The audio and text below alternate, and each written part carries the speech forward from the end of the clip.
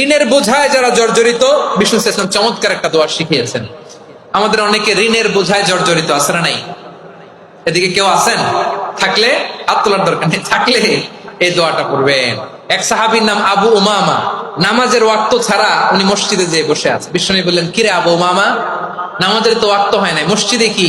সাহাবী বলে, হুমুমুন লাজিমাতনি ওয়া দুয়ুন, নবী গো, ঋণের বোঝায় এমন টেনশনে আছি, ঘরে থাকতে পারলাম না, মসজিদে চলে আসছে। বিষ্ণু বলেন, আমি কি তোমার এমন একটা দোয়া শিখাবো যেটা বললে আল্লাহ তাআলা তোমার ঋণের বোঝা হালকা করে দিবে?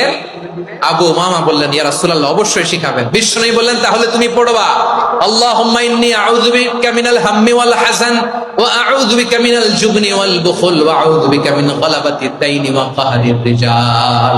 ও আল্লাহ, তোমার কাছ থেকে দুশ্চিন্তা থেকে পানাহ চাই, কৃপণতা, ভীরুতা, অলসতা, কার্পণ্যতা, এই সবকিছু থেকে, মানুষের কঠোরতা, আমার উপর মানুষের আধিপত্য এবং ঋণের বোঝা থেকে পানাহ চাই।